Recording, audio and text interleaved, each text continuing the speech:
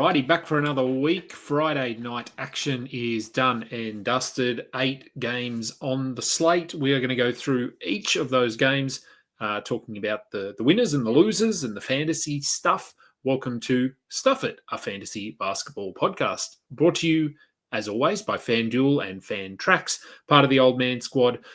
Please go and subscribe to the channel over on YouTube. Give this video a thumbs up. Go and find us on the audio platforms, Spotify, Google Podcasts, Apple Podcasts, wherever. Download over there. We would really appreciate it.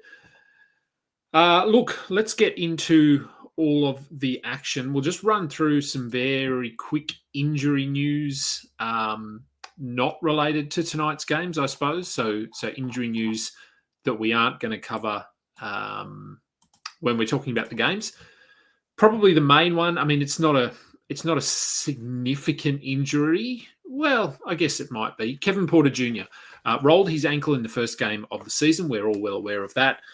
During his return to court, return to action, ramp up, whatever we want to call that, he has suffered a meniscus injury, which will require surgery. So the outlook is maybe a 4-week absence here. I'd expect that would probably be minimum, probably 4 to 5 weeks. So really just the biggest takeaway here is Ryan Rollins, who should be rostered everywhere, but according to the numbers on Yahoo, he isn't. He should be rostered everywhere, and it gives him more of a platform here or a pathway to playing starters minutes. And we'll see. He's been terrific, so we'll see if he can continue that over the next month. Matisse Thybulle suffered a thumb injury surgery. I mean, that's not a big one for fantasy, but him on the sidelines again. He's had a pretty rough go of things with various injuries. This one is going to keep him sidelined for at least a month, maybe 6 weeks, 8 weeks. We'll find out there. Derek Lively still out. Mitchell Robinson returned tonight. We'll talk about that when we get to the Knicks. That's sort of one that's been hanging over our heads. Anthony Davis has a calf strain, so they're saying he will be reevaluated next week after the next 2 games. I have him on so many rosters. I really just want him to come back, but I also am fully aware of the recurrence rate and the way that the NBA treats these soft tissue injuries. So for me, a calf strain, you're probably looking at 1 to 2 weeks, even though it's a low-grade one. So I'm hoping, given we're so early in the season, that they almost do put him in cotton wool a little bit here and err on the side of caution and sit him out for 1 to 2 weeks. Even though that hurts my fantasy teams, I'd rather miss him now than have him missing 2 months with a full-on calf strain later in the season. So they are the big ones. Darius Garland is getting close to a return, as is Kobe White. So just keep an eye on injury reports and things like that with what's happening there. Obi Toppin also had surgery. So he suffered a foot injury 2 games ago, I believe. So he's having a screw put into his foot and he will be out until at least February. That's pretty much your fantasy season, give or take. Look, it's probably All-Star break. Will they want to bring him back at that point? We just don't know. So if you picked him up, he was playing well and it made sense, but obviously now, very clear drop. LaMelo Ball also with some ankle, I think they're calling it, what have we got here? Right ankle impingement. It's not good. Whenever you see the word ankle and LaMelo in the same sentence, it's not a good thing. So if you have LaMelo, just monitor this. I don't know. I mean, I love LaMelo as a player. I have him in only one league. I think it's a dynasty league. I didn't draft him anywhere this season for this reason. I was hoping this wouldn't be the case, but yeah, it's not great when he is already popping up on the injury report after only, 10 days with an ankle injury. If it was any other injury, I wouldn't be as worried, but yeah, it's not ideal. Jalen Williams, he underwent a procedure to remove one of the screws in his wrist. that was sort of irritating him. So he's going to be reevaluated in about 2 weeks. It just gives those other guys, Case and Wallace, Alex Caruso, AJ Mitchell, a little bit longer, a little bit more time to prove their worth. And if you picked up Jalen Williams in drafts, you're just going to have to sit on him and hope that this injury doesn't continue to linger beyond the 2 weeks. But to be clear, that is a reevaluation in 2 weeks. So that doesn't mean he'll be back. And we'll just have to, again, cross our fingers there. All right, that is most of the injury news. Let's get into the games. Where are we? Let's do we want to do a full screen? Me in the corner? Not me in the corner. Let's do that one. Sure. First game of the night, the Boston Celtics. They get the win 109-108 over the 76ers. For Boston, let's start with Josh Minott, who was one of the hotter pickups over the last 3-4 days, I suppose. Not great. 2 points.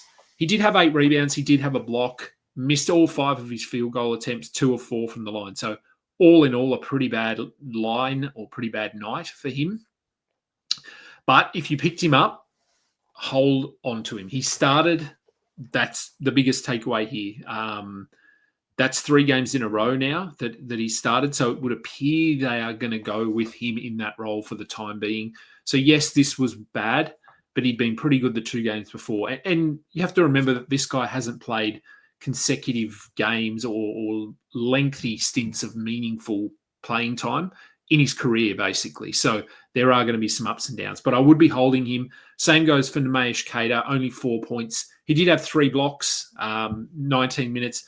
Boston are going to do this. They're going to shuffle their rotations based on production because they don't have a clear hierarchy at this point other than Jaylen Brown, Peyton Pritchard, and Derek White. They're the 3 that are pretty well locked in to 30 plus. Everyone else is interchangeable. So I would be holding Keita. Anthony Simons had 19 points off the bench in 29 minutes. He's been really up and down. I think we probably hold him at this point because of the upside in scoring, and we know how hard points are to get. Luka Garza had 9 points in his 15 minutes. He is just a back-end center. If Keita gets injured or it appears that they're going to go in another direction, maybe Garza becomes must roster, but at the moment I don't think he is. And the same goes for Sam Hauser. He did have a steal, only 1 3-pointer.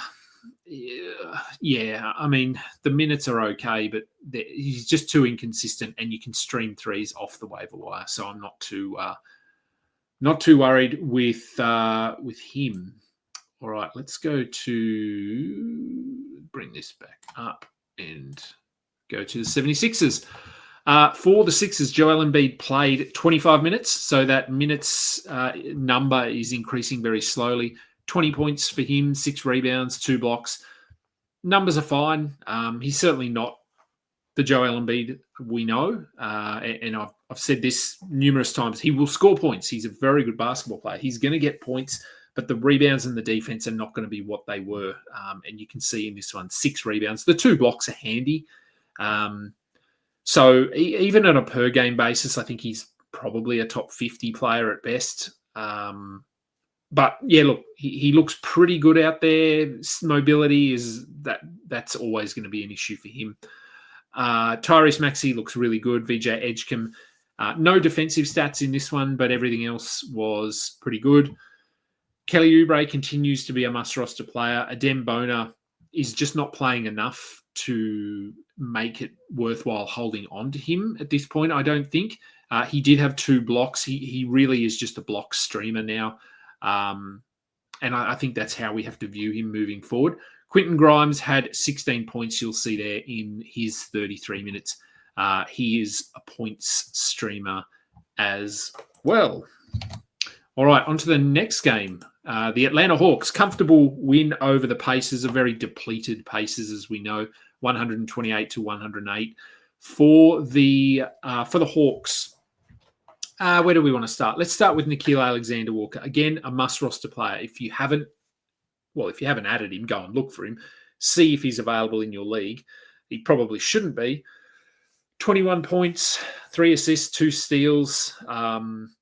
He's going to play a whole lot of minutes until Trae Young is back. Now, Trae Young, they're still calling it sort of a knee sprain. There's no real timeline on him. I'm thinking it's probably 2 weeks minimum, maybe a month. So just pencil that in if you do have Trae Young. Without Trae Young, Dyson Daniels is going to have to do a lot more. And we've seen this in the past. When Trae Young misses time, Dyson Daniels does a lot more. 18 points for him today, 9 rebounds, 6 assists, 3 steals. So this is the Dyson Daniels we were getting last year. And he went 100% from the line. So a nice little bonus there.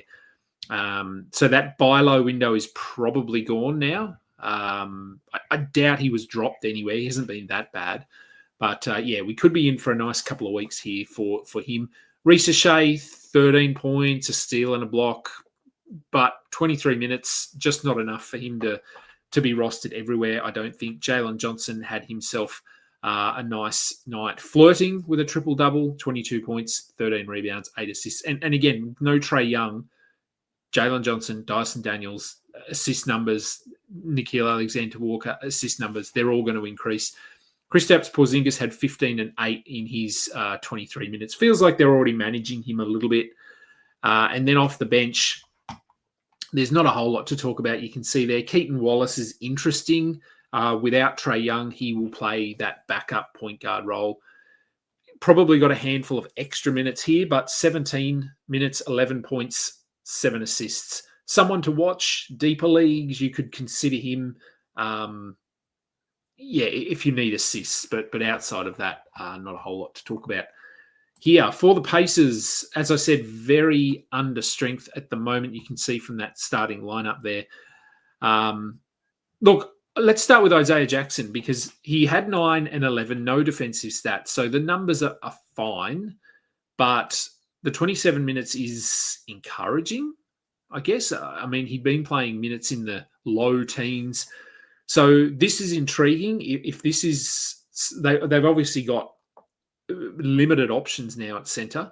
So if Isaiah Jackson was dropped and you just have an empty roster spot or you're looking for a big, give him a look. If he's going to play 25 minutes, he probably ends up being a must roster player. So I'm not believing this, but if you want to get ahead of it and take a chance, why not?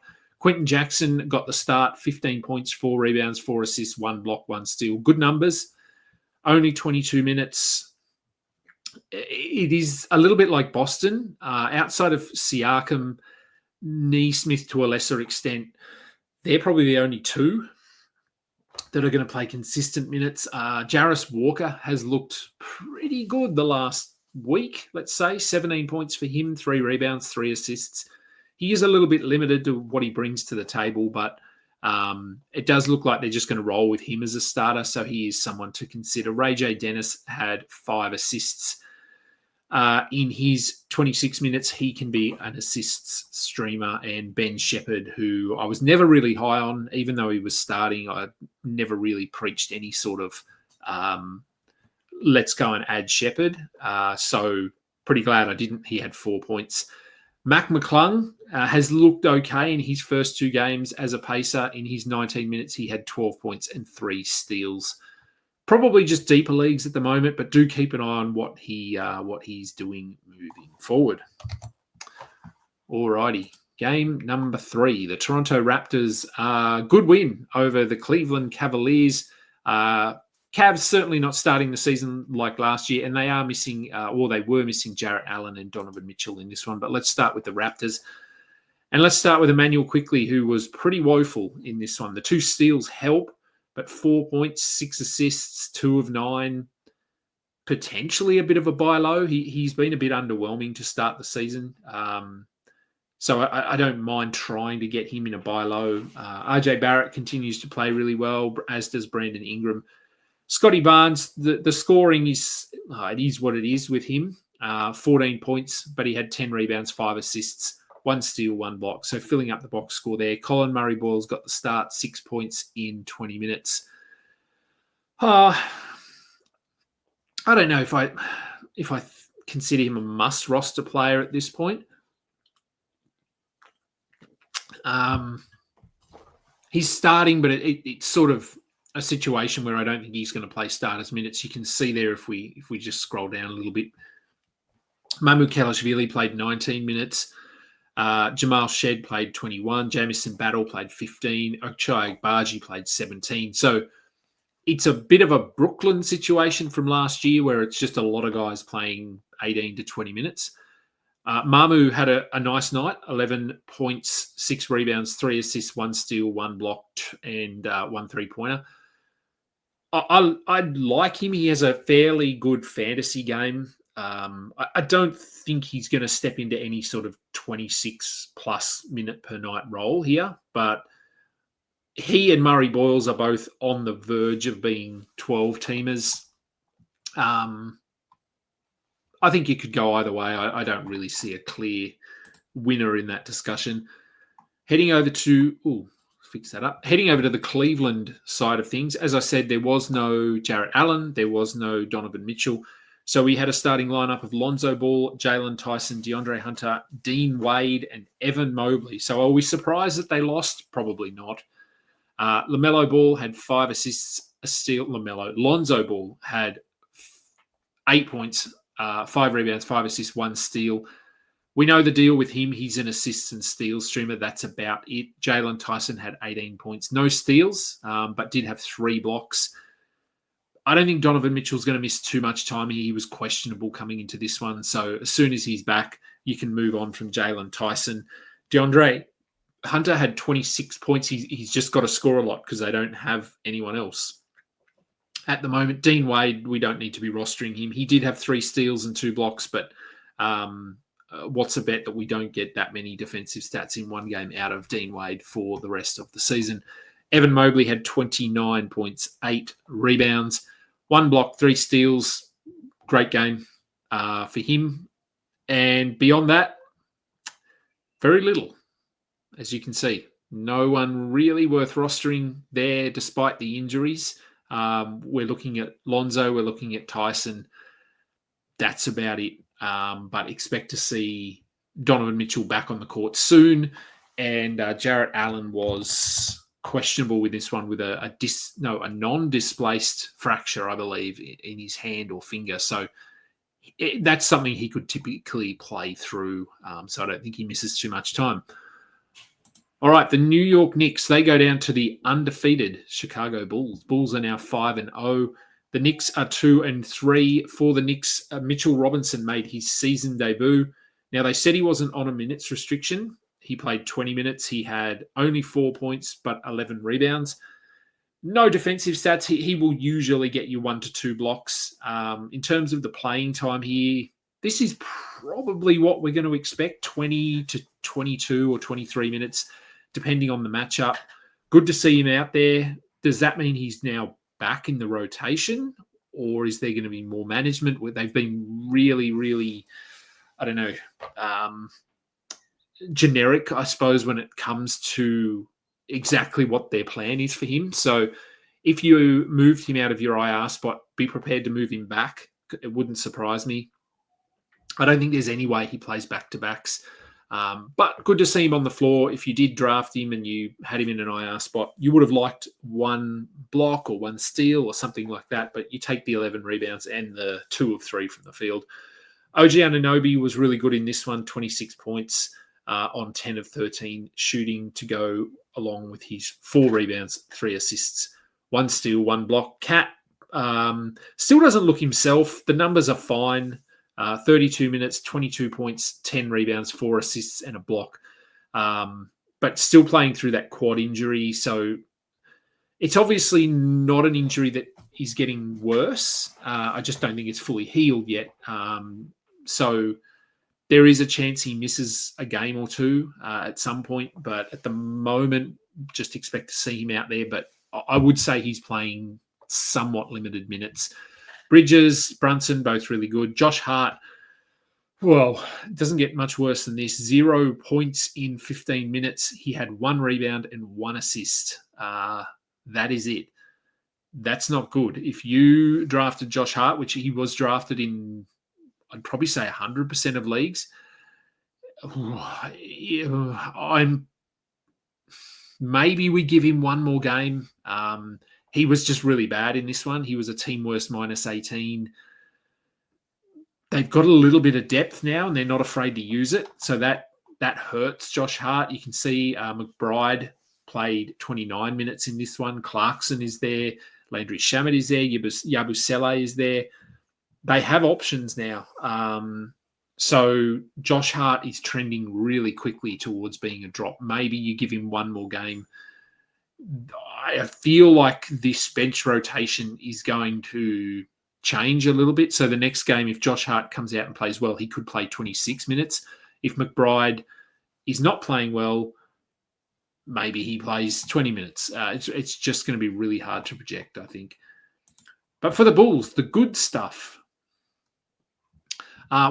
Some good stuff. Tre Jones, 8 points, 3 assists. Had a little bit of foul trouble in this one. Only ended up playing 24 minutes. He's still a pretty clear must-roster player until Kobe White is back. But like I said, it does sound like Kobe White is close. So just keep an eye on that. Isaac Okoro, he was all right in the last game. Terrible in this one. Despite starting, I have no idea why he's starting. Don't roster him. Josh Giddey almost had a triple-double. 32 points, 10 rebounds, 9 assists. We'd like to see more on the defensive end from him, but outside of that, he's been fantastic to start the season. Buzelis, back to earth a little bit in this one, 13 points. He had a steal and a block, but 0 rebounds, 4 of 10 from the field. This is not surprising. It's his second season. He's going from a serviceable role last season into a very meaningful role this season. So he's got some adjustments to do. Vooch had 26 points to go with 7 rebounds, shot the ball really well. That's the story with Vooch. When he shoots well, his numbers look good. When he doesn't, he looks fine. Kevin Huerter had 12 points in 26 minutes. He's a borderline kind of back-end streaming points threes guy until Kobe White is back. And Ayo Dosunmu, 22 points, 9 assists, 4 rebounds, 1 steal. Again, his value is somewhat reliant on his shooting, so 80% here, which obviously is unsustainable. And once Kobe White is back, Dosunmu needs close to 30 minutes to be a 12-teamer. With Kobe White coming back at some point and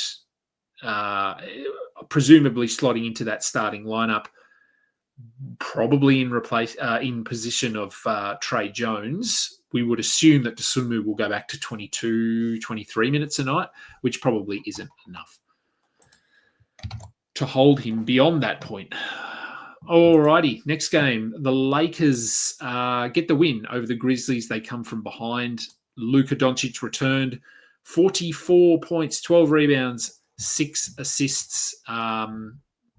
Look great. I mean, the free throws are 10 of 13. It's not terrible. It's not ideal, but good to have him back. He looked fine. He played 39 minutes. So I think we're all systems go on Luka there. Austin Reeves, presumably he fell away a little bit. His shot was not falling in this one, 5 of 14 from the field, but he still ended up with 21 points, 4 rebounds, 4 assists, 1 steal. So still a really good line, but obviously that peak kind of sell high opportunity is gone now. But in saying that, I still think he's going to be a top 30 player. Marcus Smart, he had 12 points. He had 2 steals. Am I running to add him? Oh, probably not. I think if you want to stream him in for defensive stats, you could. But I'm not convinced he sticks in the starting lineup here. Hachimura is just a points guy, but honestly, he's not that appealing. And DeAndre Ayton, look at that. 9 points with 0 rebounds, 0 assists, 0 steals, 0 blocks, 1 free throw in 17 minutes. Now, he suffered back spasms in this game. JJ Redick said he was available to return, but obviously didn't return. Keep an eye on it. He's had back issues before. Hopefully this isn't from a mattress or sleeping on the wrong kind of bed. But do monitor this, because if he misses time, Jackson Hayes probably comes in as the starter. And we know he can be very back-endy if you just need some big man stats. Jake LaRavia, a pretty good game from him again. He's looked okay, 13 points, 5 rebounds, 2 assists, 3 steals. in his 23 minutes. And I think he'll chop and change with Marcus Smart there. I'd rather LaRavia if I had to pick one, but obviously once LeBron comes back, whenever that is, and thankfully Bronny James didn't play. All right, for the Grizzlies, rough night for Ja Morant, 3 of 14 from the field, 0 of 6 from 3. He finished with 8 points, 7 assists, and nothing else. Not much he can do other than just swallow this one and bear it, move on. Jalen Wells was better, 16 points, 7 rebounds. He does nothing outside of scoring, but he is going to start, so he's okay to hold on to. Jaren Jackson had 15 points with 4 rebounds. He's been a bit underwhelming the last week. Started the season quite well. I mean, he hasn't been bad, but he just... I think once they get Zach Edey back, that'll help a lot of players on this team. Kentavious Caldwell-Pope, 12 points in his 24 minutes. We don't need to be rostering him. And Jock Landale had 16 points with 5 rebounds and a steal. You just hold him. He's just sort of a short-term guy until Zach Edey is back. Cedric Coward had 13 points, 10 rebounds, 3 steals off the bench. I'd have him over Caldwell-Pope. I'd probably have him over Jalen Wells as well. I think so. Yeah, I'm okay with that. And Santi Aldama had 7 points, 10 rebounds, a steal. I would be holding him, a soft hold, I think, at the moment. But again, once they do start getting players back, you can see they've got Scottie Pippen, Zach Edey, Ty Jerome, Brandon Clark to all come in at some point. Now, I guess the positive, if you're holding any of these guys, is that they probably aren't coming back for... It's not days, it's weeks. We're still away from them having a healthy roster, which is very Memphis, isn't it? All right, the next game is the Utah Jazz falling to the Phoenix Suns 118-96. But before we get into that game, I will remind you that this episode is brought to you by FanDuel. The website is sportsbook.fanduel.com. Head over there. All the player props, all the team over-under numbers are sitting there. Wemby, he's climbing that MVP ladder. He's now second favourite behind Shai Gilgeous-Alexander. He's moved ahead of Nikola Jokic, Luka Doncic, Giannis.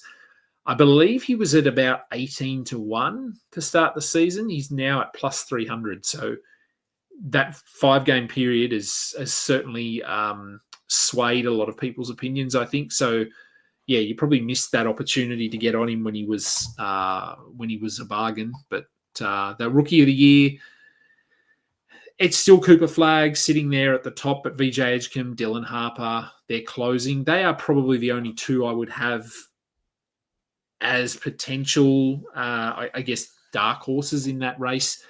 And of those two, it's probably Edgecombe, because I think once Fox is back, Harper will shift down a little bit in the rotation. But head over to sportsbook.fanduel.com and have a look at all of the odds over there. All right. The Jazz, as I said, they fall by about 20 points to the Phoenix Suns. Svi Mikhailuk, 0 points. Don't worry about him. Filipowski, there's no reason to be holding him. Lauri Markkanen had 33 points, continues his really good start to the season, as does Keontae George, 17 points, 8 rebounds, 9 assists, a steal, a block. I wasn't down on him. I just didn't end up with him anywhere. I was probably lower than others. And he started the season really well. So, Collier will come back at some point and he's going to impact things a bit. But at the moment, Keontae George, is he a sell high? Potentially. Or you just hold him and enjoy this. Their bench, actually a little bit to talk about for their bench. Not Yusuf Nurkic, who has been pretty good as the backup centre. Deeper leagues only. Ace Bailey had 8 rebounds, 3 assists, and a steal to go with his 6 points. His shooting has been very inconsistent, which we were sort of expecting. He's probably a hold because I think his minutes are relatively safe. But the two guys I want to talk about here are Bryce Sensabaugh and Taylor Hendricks, both of which I was relatively high on. I thought they looked good in the preseason. I thought they were positioned to play 20-plus minutes a night, and they have both been woeful. Well, Sensabaugh was okay to start the season, but the last 3 games, let's say, Both have been woeful. Taylor Hendricks, 0 points in 5 minutes, and Bryce Sensabaugh, 3 points in 5 minutes. So I don't think you need to be holding either of those guys in standard leagues. You can probably stream, if you want to hold on to them, just in case they do turn things around, which they will be better than this. But at the moment, it's been pretty rough. So I'm okay with moving on from those guys. For the Suns, let's have a drink. We had Mark Williams in the starting lineup, 9 and 7 with 2 blocks.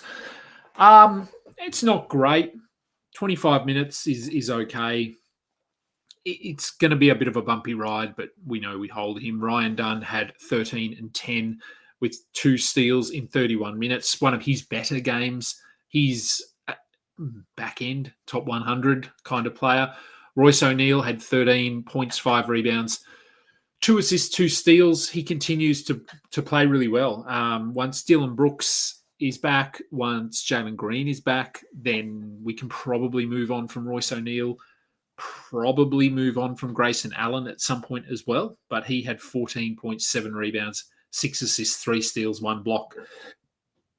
Shooting wasn't ideal, but everything else is fine. So we just hold him. And as for their bench, I have 0 interest in anyone other than Colin Gillespie, who continues to play pretty well off the bench. 12 points, 6 assists, 1 steal, 1 block. Hold him until Dylan Brooks and Jalen Green are back, and then reevaluate. Oh, what is that colour? There we go. All right, so this was one of the games that ended just before we came on air. It is the Denver Nuggets falling to the Portland Trailblazers, 109-107, on some Jeremy Grant free throws, and a nice block down the other end by Shaedon Sharpe. So, look, things are looking really good in Portland, which is, I'm not going to say it's surprising, but given all of the off-court stuff that's been happening, it is really nice to see that their focus is still on basketball. Jamal Murray had 22 points, 6 rebounds. He's fine. Aaron Gordon, obviously that 50-point game earlier in the season is going to skew all of his numbers for a while, but he's fine to roster. This is more like what you get from him: 14 points, 5 rebounds, 1 assist, 1 steal. Cam Johnson, playing through a shoulder injury, 9 points, 6 rebounds, a block. A huge buy low opportunity.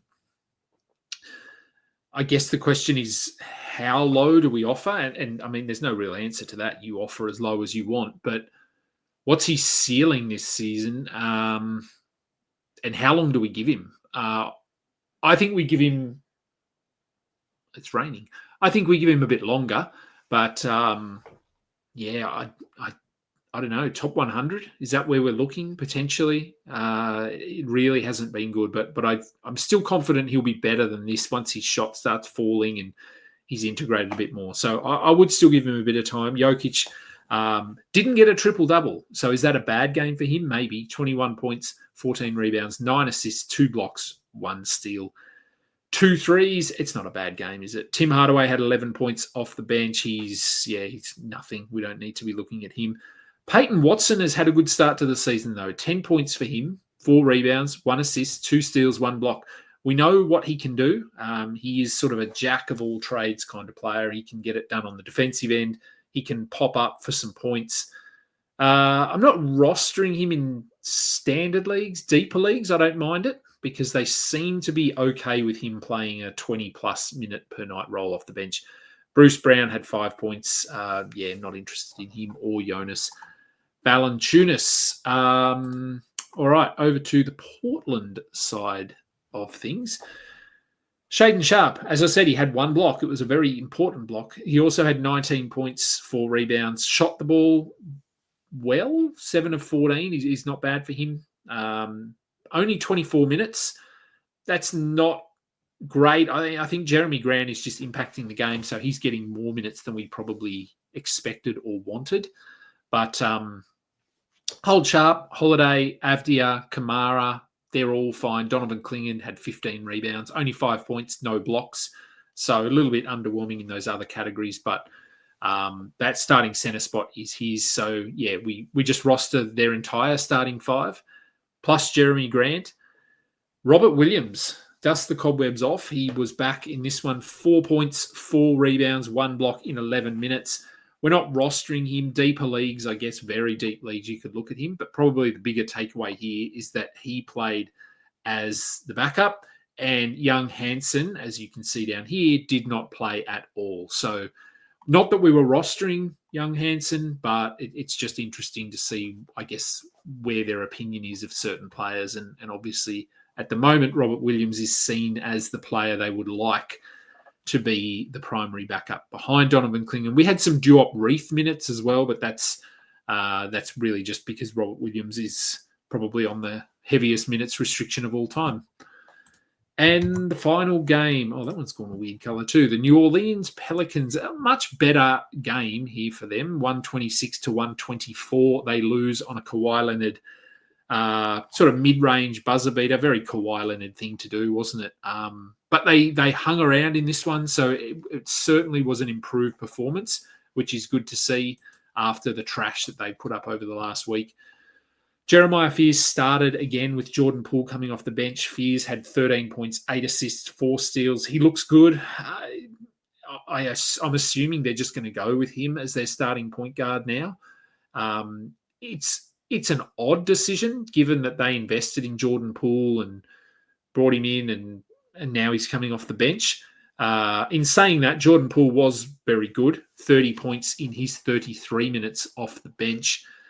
So are we just viewing this situation as 6 guys that are going to play 30 minutes a night? Maybe. Herb Jones had 11 points with 1 steal. So it's not a bad game for Herb Jones, but it's certainly not highly productive. Zion had 29 points, 6 rebounds, 3 assists, no defensive stats. 11 of 13 from the line is certainly a bonus for Zion. He looked better in this one, so the foot didn't seem to be bothering him as much. He also played 33 minutes. So fingers crossed that was a minor thing and he's through it. Trey Murphy, better, 17 points, 6 assists, 2 steals, 5 threes. This is almost where we sort of thought he would be. Probably a few more points would be nice, but you take it because he's been pretty bad as well. Yves Missi moved in as the starting centre over DeAndre Jordan, so there's a shocking decision. 6 points for him, 9 rebounds, a block. Am I adding him? Look, if he was going to start at centre and play 30 minutes a night, I'd consider him, but at the moment, it could be him. Carlo Matkovic is there, Derek Queen is there, DeAndre Jordan is there. They've played Sadiq Bey as sort of a makeshift centre. Zion can play centre. There's just too many moving pieces there, I think, to trust Missi at this point.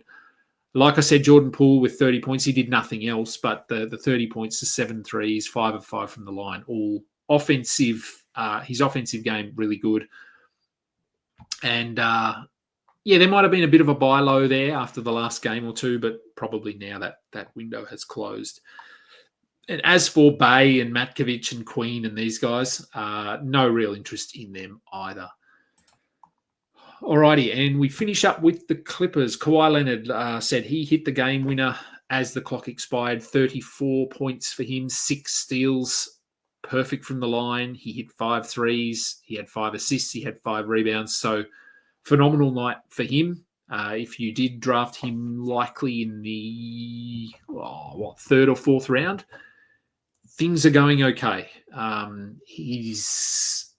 I'll probably say he's not at the level he was 2-3 years ago, but he's still very, very good. So as long as he can stay healthy, you're obviously gonna reap the benefits there with where he was available in drafts. Derek Jones had 16 points and 2 blocks in his 29 minutes. He does this from time to time. You stream him in, he'll fall off at some point, and then you move on. Zubats had 14 and 11 with 3 blocks. Beal, 9 points in 21 minutes. We're not rostering Bradley Beal. James Harden was great. Chris Paul was invisible. John Collins had 14 points in 19 minutes. He could trend towards being a drop. The minutes will be up and down, but unless he's playing 26 minutes a night, I don't think he has to be held. Chris Dunn had 3 steals. He is just a steals streamer. And Brook Lopez had 1 block in his 14 minutes. He is nothing but a blocks streamer. All right. And that'll do, I think. Let's get those off the screen. That will do. Thank you for tuning in and watching along with the Friday recap. I'll be back tomorrow with the Saturday recap. Similar sort of time. We should be able to get this out. We should be able to get it out tomorrow night. It could be late. Things on tomorrow. But, I will be continuing to do these 2 recap shows, the Friday and the Saturday games, giving Dan Brespris the weekend off. I think I've settled into a schedule, so I will have the waiver wire show on. I think I did that on a Monday night, Tuesday morning, Monday. Anyway, Monday night I think it was. 2 Q&A shows on a Wednesday my time, so morning, afternoon, and it's looking like I'll be doing a weekly industry pickup episode as well. I'm not sure what that's going to look like yet, but I will probably aim to just have different guests on each week who are in industry pickup, and we'll just talk about their matchup in the league in general and some of the trades that are going down, player pickups, bidding, all that sort of thing, just to give you a good idea of what's happening in these sort of highly competitive industry leagues, because I think they give you a good indication as to which players are being targeted and the things that we talk about on these shows, actually seeing them in practice. So thank you again. Remember to go and subscribe to the YouTube channel and find us on the audio platforms. I'm Adam King. This has been Stuff It, a fantasy basketball podcast. We're done.